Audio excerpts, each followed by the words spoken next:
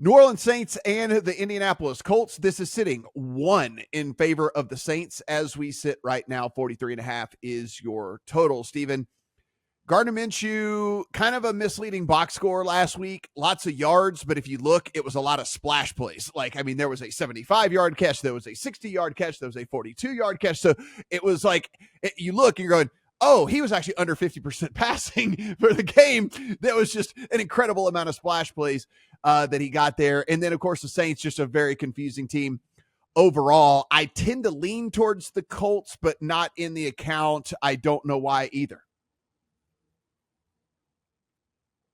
I have bet the Colts in this game, and I think they were I think they were incredibly unlucky to lose that game to the Browns last week. And I know that Minshew turning the ball over is part of the handicap. That's what he is at this point. But the Colts had 6.8 yards per play against the Browns last week. Splash plays or not against that defense, that is very impressive.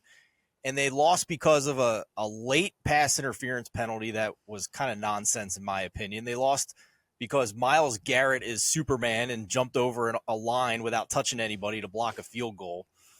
The Colts over the past 3 weeks are 4th in the NFL in net yards per play. And with this offense and Minshew, I think they're going to be able to move the ball again against the Saints defense. The Saints continue to be outside the top 20 in pressure rate. And offensively, if you look at the metrics overall for the season, Derek Carr is actually a little behind Minshew in a lot of these stats. Now, I'm not going to go as far as to say Derek Carr is worse than Gardner Minshew. I just don't think that even on his best day right now, he's much better than Minshew. So combine that with just how putrid this offense has been in the red zone and their inability to punch it in. I like the home dog in this situation. And I think if you look at the two coaching staffs, I'm very high on Shane Steichen, and I think this is a big game planning, play calling edge to the Colts in this game against Derek Allen and company with Derek Carr still at the helm. Adam, I actually think, when I look at the power, I understand that I view this a little bit biased. I am much lower on the Saints overall than I think most people are out there in the market from a power rating standpoint. I have not seen anything on the offensive side of the ball that has really given me much faith that they're going to be able to consistently put the ball in the end zone. And then on the defensive side, not as stout this year as I thought. Good, not as stout as I thought, and certainly have allowed some other teams to move the ball up and down the field. They've been pretty good in the red zone is what's kind of kept them in a lot of these games. I wouldn't fault anybody. I mean, Steven's on the Colts. I wouldn't fault anyone for betting the Colts. If I had to play a side, I'd probably play the Colts in this thing. And yeah, another one of these games in which if it got to 1.5, would I feel bad about playing the Colts in a teaser up to 7.5? Do I think the Saints have it in them to blow anybody out in this current kind of iteration? Probably not. So maybe that's the angle here for me, is just to wait and see if the Saints can catch another half a point in this thing.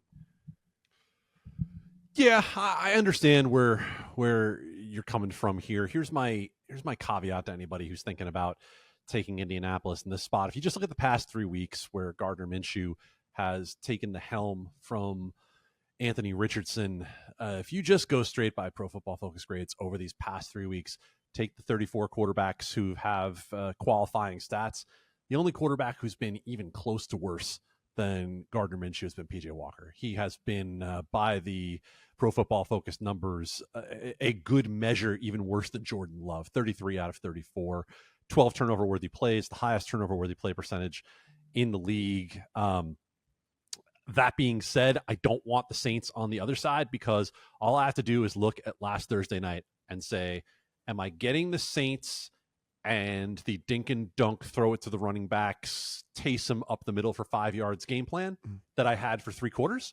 Or am I getting the, Derek Carr still has something in his arm, and Rashid Shaheed and Michael Thomas and Chris Olave are actually pretty decent receivers, rip it open game plan that I got in the fourth quarter?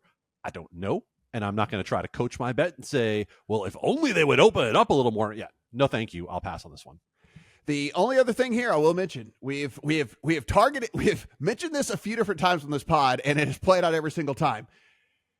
I don't know how much pull that Michael Pittman has. It's not the same as a Jamar Chase or an AJ Brown or whatever else, but we have yet another squeaky wheel narrative in this thing where Michael Pittman is not happy about his role in this offense and how little he has been targeted.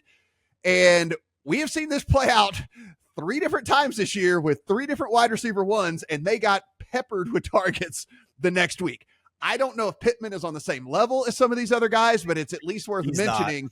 Pittman, who has Pittman is a dude that is pretty mild-mannered, actually. So for him to come out and say that he is disgruntled, I don't know how seriously they take it, but I think it's at least worth mentioning. I think Josh Downs is a superior separator as a receiver to Michael Pittman. That's what he was coming out. Josh Downs in that Indianapolis organization has gotten high praise from Reggie Wayne since the draft process started, despite his draft capital. So, and let me tell you, even though he's retired, Reggie Wayne still has a lot to say when it comes to wide receivers in that organization. There's kind of like a legacy culture there in Indianapolis still, where these guys hang around. And I don't think Michael Pittman with a new head coach has much sway in that offense. This is not a Devontae Adams situation, in my opinion, personally.